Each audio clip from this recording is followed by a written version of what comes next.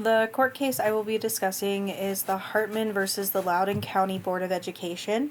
It was in 1997 in the Fourth Circuit of Court of Appeals in Virginia, and it is dealing with the IDEA, the Individuals with Disabilities Education Act.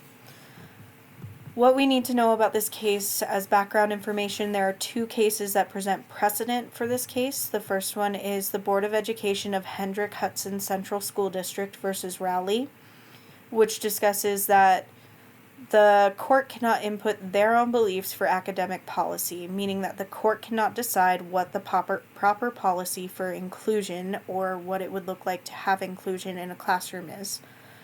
The second case is Doyle versus Arlington County School Board, and the precedent in this case is that findings in an IDEA case are seen as correct until proven incorrect, meaning that, quote, the district court, if it is not going to follow these findings, is required to explain why it does not, end quote. That means that these cases, in any IDEA case, anything that is found that is previously deemed appropriate in this case is going to be deemed factual 100% unless proven not to be. And the board of education would have to argue why they are including that in their argument if they chose not to. The people involved in this are the Hartmann family and the Loudoun County Board of Education, and the disagreement involves their son, the Hartmann's son, Mark, who is severely autistic, and they believe he should be in a general education classroom, whereas the Board of Education believes that he would benefit most academically from small groups and one-on-one settings. The background information, we can continue here a little bit, is that the Loudoun County School District did extensive research and preparation in bringing Mark into the classroom. The third grade classroom teacher and administration team went to many different trainings and further education on how to work with students with autism, how to work with students who were on the level that Mark is, and how to include them in the general education classroom. They also worked very closely with his speech pathologist, his occupational therapist, and the IEP team in working on what supports he needed, how to provide them, and they also had a para for one-on-one support in the classroom. A little bit more information about Mark. He is nonverbal. He could not control his body very well. He had sensory issues. He used a talker, but could only type out 1 to 2 letter words proficiently, and that was maybe with 60% proficiency. So those are important things to know about this case. The questions that the court has to answer. Is Mark being educated to the maximum extent appropriate in a general education classroom? The maximum extent appropriate is what is included in the IDEA. What is the maximum extent appropriate for Mark? This can look different for all students with different types of disabilities. What benefits does Mark get from being in a general education classroom? Do these benefits outweigh his academic progress? Is Mark making academic progress in a general education classroom? These are the questions the court has to answer. Looking at the answers that were found. For the first question, Mark is being educated to the maximum extent appropriate in a non-handicapped classroom, in a general education classroom. This is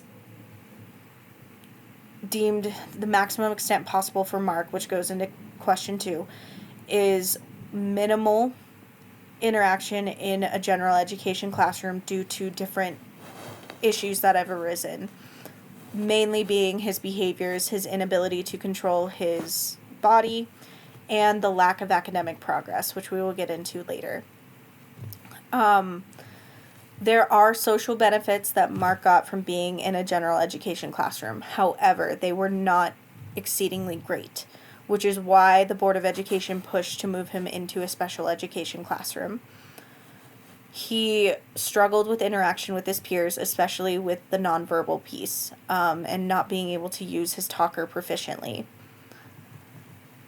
The benefits ultimately did not outweigh his academic progress and the need to make that academic progress. The court also determined, based off of testing and teacher testimony, that he was not making academic progress in a general education classroom. This comes from the testing, such as different standardized math tests or standardized reading tests that were given as screeners and as interim assessment, as well as testimony from teachers who said something along the lines of, we would go over a math concept for a few weeks. Mark would seem to have said math concept, for example, addition of single-digit numbers. Then we would move on to the next concept, but when we returned to this previous concept, he could not do it. He could no longer add single-digit numbers.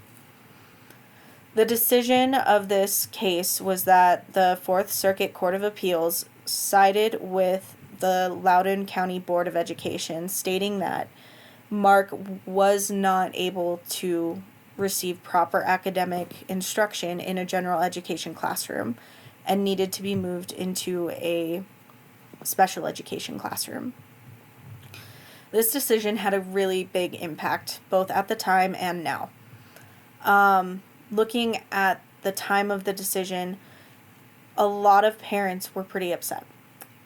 This stems from parents really wanting their students, especially students with autism, to learn those social skills, to be part of that community, and to not be seen as other, which we can still see as an issue today.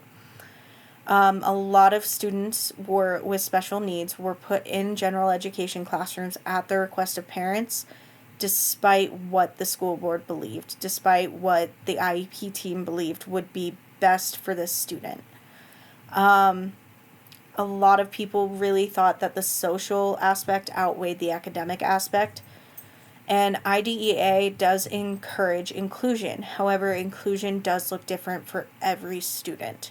Some students with different needs can be in a general education classroom with a para, while other students just will not benefit at all and will be more of a disruption for themselves and for their classmates. It also affects how IEPs were written at the time and how to define that idea of inclusion and what inclusion looks like for social and academic growth. When I look at this case, do I agree with the outcome of this case? I do. I think that certain cases with certain children, they need different needs. This comes down to the fact that in Mark's case, he was not growing academically, he was not growing socially, therefore he needed more individualized approaches. When I look at how this might impact my day-to-day teaching, I need to be very aware of what's in an IEP, what inclusion looks like for different students, and how this IEP team has defined inclusion for this specific student. What do I need to do? What do I need to work with the para? How do I need to adapt my lessons? And how can I facilitate both academic and social growth for a student? What do I do if I'm not seeing academic growth? I have to be in contact with this IEP team, with the speech therapist, with the occupational therapist, with all the specialists that are involved to ensure that we are providing the best possible education for this student. That is my overview of Hartmann versus the Loudoun County Board of Education. Thank you.